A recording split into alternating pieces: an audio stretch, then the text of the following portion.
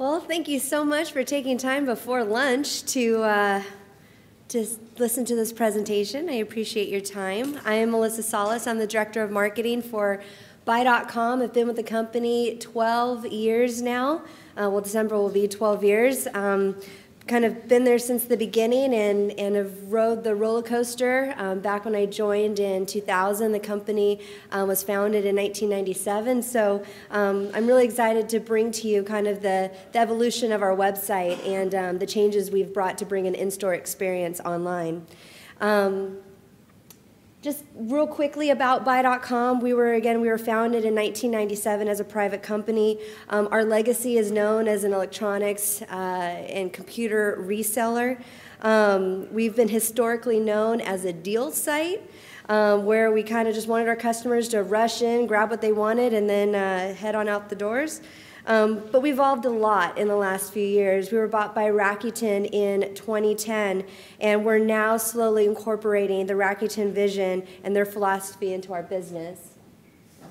With Rakuten, they really understand e-commerce. They have over 90 million SKUs, over 38,500 merchants. They are the third largest e-commerce company in sales in the world.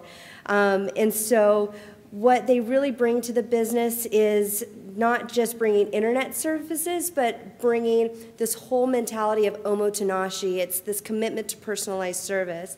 And so with this long view of e-commerce, as well as their interest in the entire customer ecosystem, they really bring a great perspective to what we've evolved into the Buy.com website. So the first question that we ask is, what is wrong with e-commerce today?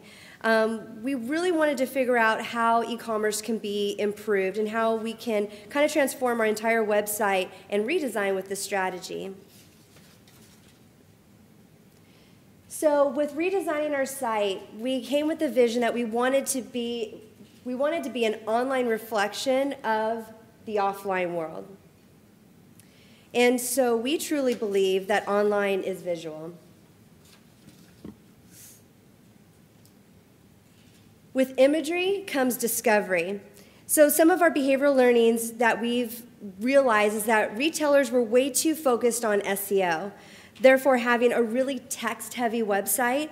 Now we feel that this is a business-centric philosophy and not necessarily a consumer-centric philosophy. Text doesn't inspire shopping, images do. We wanted to create kind of a showroom or that window shopping experience, and we also wanted to create that in-store experience of someone coming up to help you to find what it is that you're looking for. Again, bringing that omotenashi philosophy, our commitment to personalized service. We also believe that there's definitely more of a greater social influence when you have greater imagery and improved images on your website. We believe that through this process, you will receive more traffic to pages from social networking sites such as Pinterest. You can see this is our Buy.com page on Pinterest. And we also believe that conversion will increase with an in-store environment, plus the value add of those images actually being pinned. Two, we also realized that it's not just about a deal. Now, this came from 15 years of learning. We knew that customers have an appetite for deals. That's what we're all in this business for. But nothing takes the life out of e-commerce than customers darting in and out just to find the cheapest price. That's exactly the type of vending machine experience we're kind of alluding to now. Hiroshi Mikitani, our founder, is referring to this a lot in his reporting interviews, this vending machine-like process, just going in and out of a website. And so we feel, and we have seen through our own research, is that deals are now a commodity. They're not necessarily a differentiator. So where do you find the opportunity? Consumers are increasingly understanding that deals come at a human price. It is a much more complicated purchasing decision as people are no longer driven exclusively by just the price, but also hunger for quality, and they're increasingly associating quality with a human touch. So that leads me to my next point, is that customers still want a human touch. So I just so happen to also host our TV show By TV, but 6 years ago we decided to incorporate video and video reviews onto our site. Again, giving the customer another opportunity to retain the information that they're looking at. We found that a lot of customers, they may retain the information better by just reading text. Others might retain information better by the visuals that they see.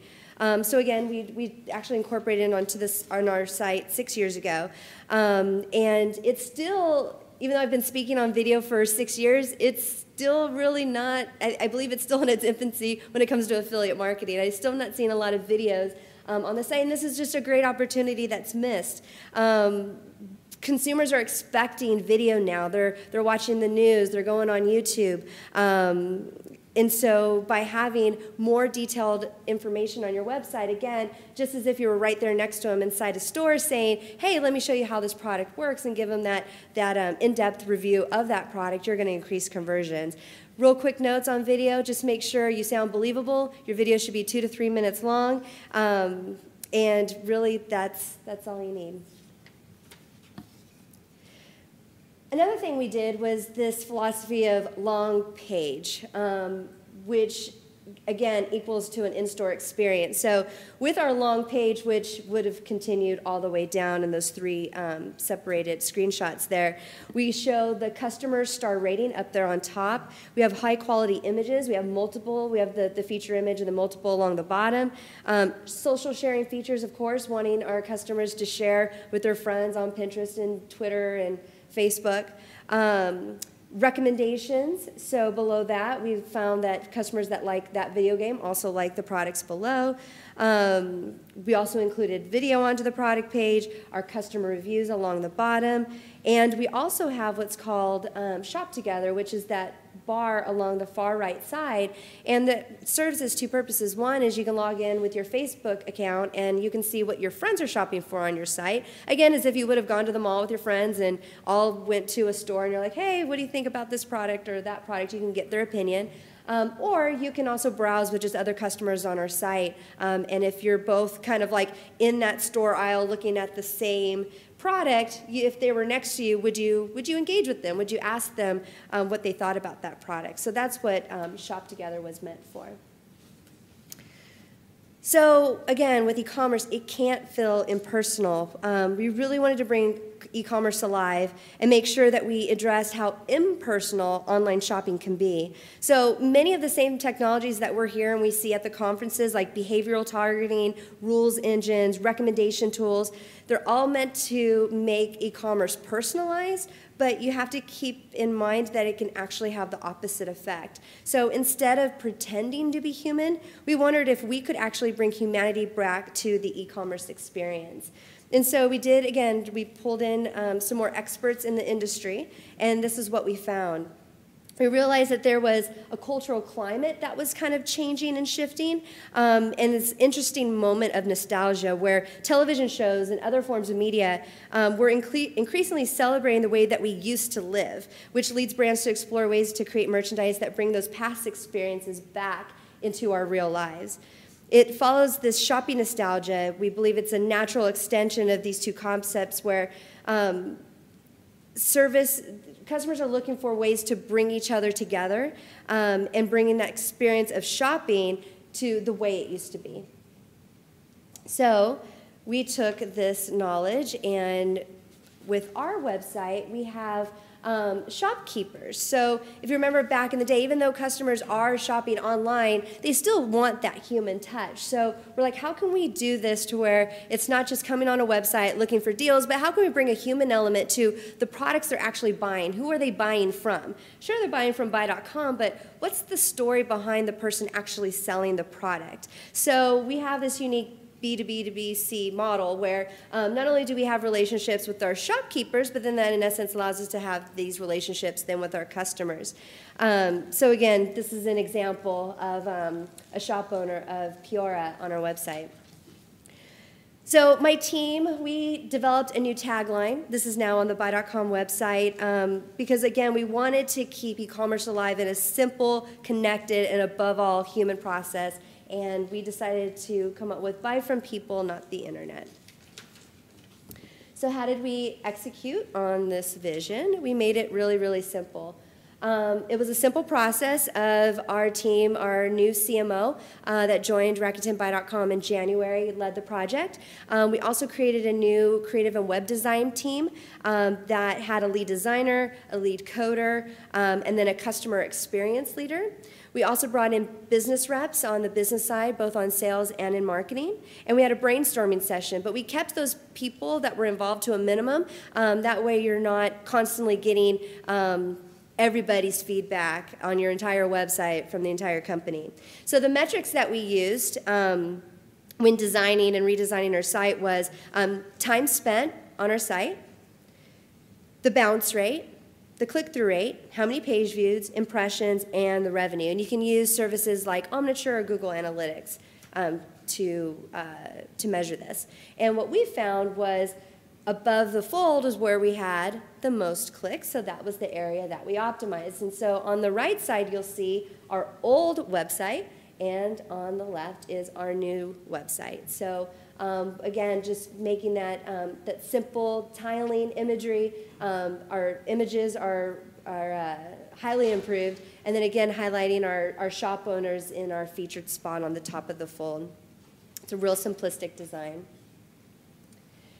Number two, we want to keep it connected. And so what's important here is you can look at a web page and give it the 5-second test. The 5-second test is you look at any page on your site and you say, what would a customer think of my brand? So the point with affiliate marketing is that everyone's kind of coming in at different points because it depends on what the publisher is creating a link to your site for. They may be going to the home page, a coupon page, an offer page, a product page, a search result page, category page. You really don't know with affiliate marketing if you're an advertiser or publisher where that traffic's coming from. And then for you, if you're a publisher, driving traffic to an advertiser site, you got to pay attention to that landing page because, again, what is that 5-second impression that traffic is going to give your customer? And so what we did was, you know, even though Buy.com is a huge brand, we also have just really small budgets. So all we did was invited just customers from Orange County and North County to come to Buy.com. We invited them to lunch, and we just had a focus group and just asked, okay, if you're on Buy.com, first of all, we gave them all different web pages on Buy.com, asked the 5-second test, what would you think of us? And then, not only that is we didn't want to redesign a site page by page, but then look at the whole website holistically. How is each page connected to one another? So again, we wanted to encourage people to connect with the entire site versus the old RakutenBuy.com mentality, which was get in, get out. So with that, we came up with a connected result. So from our home page, again, having that simplistic design going to a department store page, and then it follows the same type of design template to the product page. And last, we wanted to be human. So again, using that 5-second test definitely helps create your brand personality, your tone, your look and feel, which will definitely impact your business metrics. Again, even your gut instincts can be wrong. So this leads to an example of maybe senior management, your CEO will come to you and just say, hey, I think this would be great. A lot of times, in the past, we would just say, okay, and we would try it, and that would be the end of it. Now, we're like, okay, well, let's see if the results, let's test it, and let's see if the results prove the success of a certain page. So now we're doing more where, at least with this homepage, we first released it to 5% of our traffic, then 10% of our traffic, and as we saw conversions were growing, we then fully launched it to 100% of our traffic. And another little example of this is, you may create a website, kind of like if you were to create a park. If you created a park, you're like, okay, this is where I'm going to put the jungle gym, and this is where I'm going to put some benches, and this is where I'm going to put the walkway around in the park. Well, then later you may also notice that through a particular patch of grass, that's where it's weared down because that's where people are walking. So that's the type of approach where you're like, okay, well, maybe the initial architecture of how you envisioned a particular website would be, but then you take those learnings, you're like, okay, well, actually, this is how our customer is behaving. So shop together, actually I already talked about that, but again, that's our way of bringing an in-store experience online. What are our customers looking at? So for buy.com, even looking to see, we can go to any web page and see what our customers are viewing. What are they interested in? Are they actually shopping with their friends? We allow our customers to shop with their friends. Again, just leading to that example of being in a store aisle. If you're looking at the new Cuisinart single pod maker, which looks super cool, and someone was also looking at it, be like, hey, did you hear about this too? What do you think? I mean, would you talk to that person next to you? That's the experience we're trying to create here. If there was a sales agent next to you, would you ask them how the warranty is? Is it really only a single pod? What would I buy to go with it? Where do I buy the pods? Are the pods expensive? Is it easy to use? That's what video brings to our website. And then also too, if you were in an aisle, would you show off to your friends? Would you right then and there go to your phone and tweet, hey look, take a picture of it, put it on Instagram or Facebook, I'm going to be the new proud owner of this single pod coffee maker. Another example I wanted to give as a result, like a human result, a human experience, is Matt Kubansik. He started his business, he's a shop owner of Streetmoda. He started at 19 years old from his parents' basement. And now he's a multimillionaire selling not only just shoes, but tons of street fashion, and is also a shop owner on buy.com. So this is a way that, kind of like even the Etsy websites out there, again, deals are a commodity, a lot of products are a commodity, but if you bring a human result and a human story to the products that our customers are buying for, there's a real connected experience with that, and we're seeing that with not only the research that we've done, but then the results that we've seen with our website redesign. So once again, buy from people, not the internet. So that's my email address. You can Twitter me, you can fan me, or friend me on Facebook. I'm also on LinkedIn, but if you have any questions at all, I've been in the industry for 10 of the 12 years in affiliate marketing. If you have any questions at all regarding affiliate marketing, or site redesign, please send me an email. So I'm just going to open up for questions. Does anyone have any questions? And if you do, there's a microphone in the middle, and you can ask me anything you want. Nope? You going? Okay.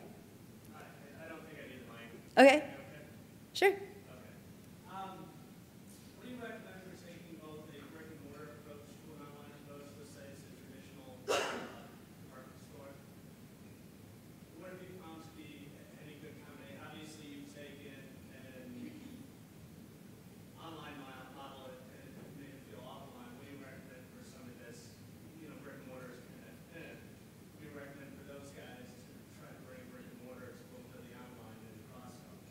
Okay, so the question was, given my presentation, it was how to bring an in-store experience online, but what about those that already have a brick and mortar presence? What are some recommendations to bring brick and mortar online? Is that correct? Yeah.